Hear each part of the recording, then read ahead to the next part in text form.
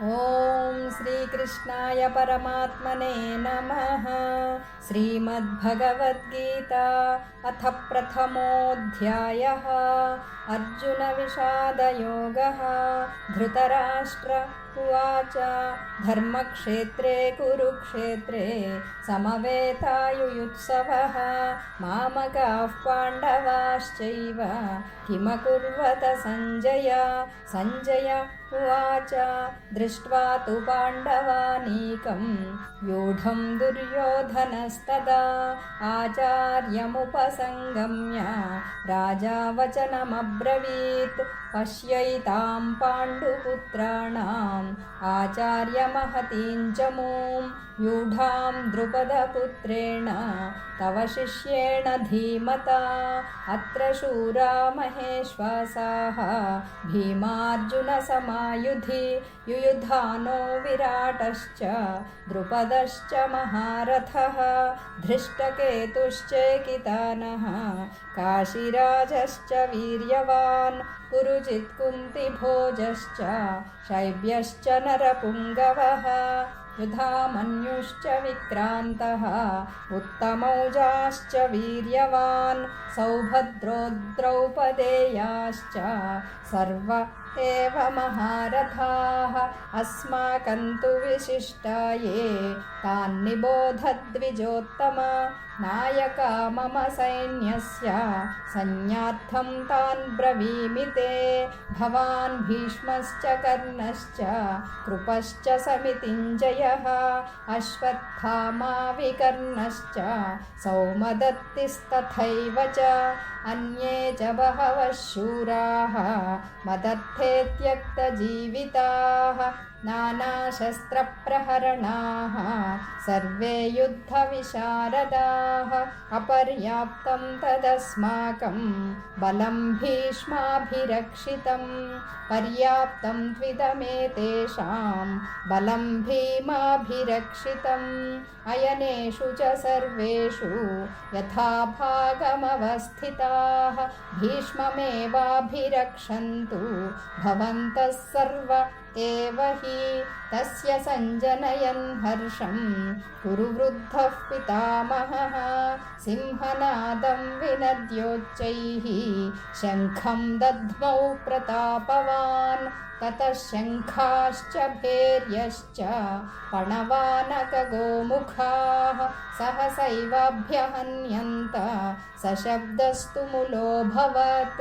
ततः श्वेतैर्हयैर्युक्ते महति स्यन्दने स्थितौ माधवः पाण्डवश्चैव दिव्यौ शङ्खौ प्रदध्मतुः।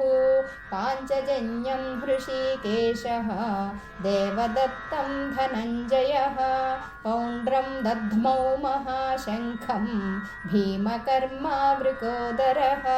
अनन्तविजयं राजा कुन्तीपुत्रो युधिष्ठिरः नकुलः सहदेवश्च सुघोषमणिपुष्पकौ काश्यश्च परमेश्वासः शिखण्डी च महारथः धृष्टद्युम्नो विराटश्च सात्यकिश्च पराजितः द्रुपदो द्रौपदेयाश्च सर्वशः पृथिवीपते सौभद्रश्च महाबाहुः शङ्खान् दद्मुः पृथक् पृथक् सघोषोधार्तराष्ट्राणां हृदयानि व्यदारयत् नभश्च पृथिवीं चैव तुमुलो व्यनुनादयन्।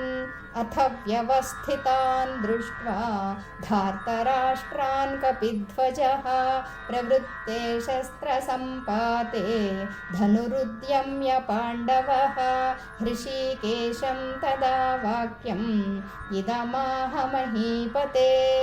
अर्जुन उवाच सेनयोरुभयोर्मध्ये रथं स्थापय मेच्युत यावदेतान्निरीक्षेऽहं योद्धुकामानवस्थितान् कैर्मया सह योद्धव्यम् अस्मिन् रणसमुद्यमे योत्स्यमानानवेक्षेऽहं य एतेऽत्र समागताः धार्तराष्ट्रस्य दुर्बुद्धेः युद्धे प्रियचिकीर्षवः। सञ्जय उवाच एवमुक्तो हृषीकेशः गुडाकेशेन भारत सेनयोरुभयोर्मध्ये स्थापयित्वा रथोत्तमम् भीष्मद्रोणप्रमुखतः सर्वेषां च महीक्षिताम् उवाच पार्थ पश्यैतान् समवेतान् कुरूनिति तत्रा पश्यत् स्थितान् पार्थः पितॄनथ पितामहान् आचार्यान् मातुलान् भ्रातॄन् पुत्रान् पौत्रान् सखींस्तथा श्वशुरान् सुहृदश्चैव सेनयोरुभयोरपि तान् समीक्ष्य स कौन्तेयः सर्वान् बन्धूनवस्थितान् कृपया परयाविष्टः विषीदन्निदमब्रवीत् अर्जुन उवाच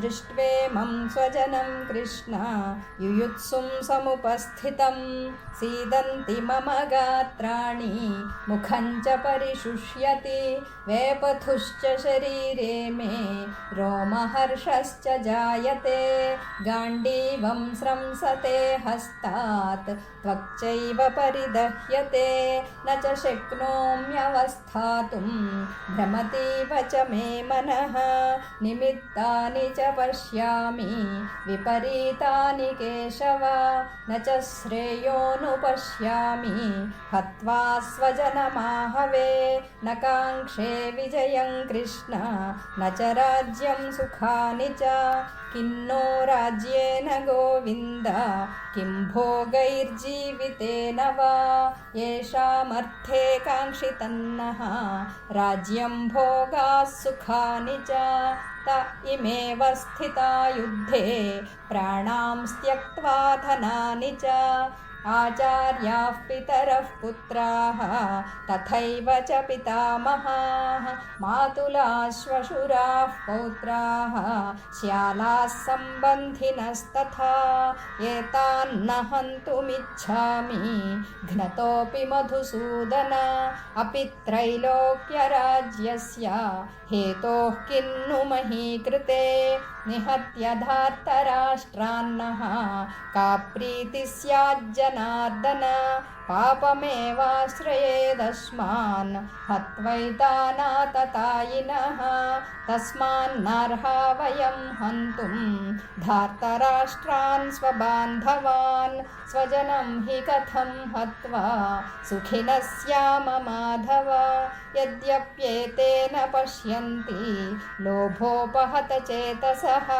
कुलक्षयकृतं दोषं मित्रद्रोहे च पातकं कथं न ज्ञेयमस्माभिः पापादस्मान्निवर्तितुं कुलक्षयकृतं दोषं प्रपश्यद्भिर्जनार्दन कुलक्षये प्रणश्यन्ति कुलधर्माः सनातनाः धर्मे नष्टे कुलं कृत्स्नम् अधर्मोऽभिभवत्युत अधर्माभिभवात् कृष्ण प्रदुष्यन्ति कुलस्त्रियः स्त्रीषु दुष्टासु वार्ष्णेय जायते वर्णसङ्करः सङ्करो नरकायैव कुलघ्नानां कुलस्य च पतन्ति पितरो ह्येषां लुप्तपिण्डोदकक्रियाः दोषैरेतैः कुलघ्नानां वर्णसङ्करकारकैः उत्साद्यन्ते जातिधर्माः कुलधर्माश्च शाश्वताः उत्सन्नकुलधर्माणां मनुष्याणां जनार्दन नरके नियतं वासः भवतीत्यनुशुश्रुम अहो बत महत्पापं कर्तुं व्यवसिता वयं यद्राज्यसुखलोभेन हन्तुं स्वजनमुद्यताः यदि मामप्रतीकारम् अशस्त्रं शस्त्रपाणयः धार्तराष्ट्रारणे हन्युः तन्मे क्षेमतरं भवेत्। सञ्जय उवाच एवमुक्त्वार्जुनः सङ्ख्ये रथोपस्थ उपाविशत् विसृज्य सशरं चापं शोकसंविघ्नमानसः। ॐ तत्सदिति श्रीमद्भगवद्गीतासु उपनिषत्सु ब्रह्मविद्यायां योगशास्त्रे श्रीकृष्णार्जुनसंवादे अर्जुनविषादयोगो नाम प्रथमोऽध्यायः।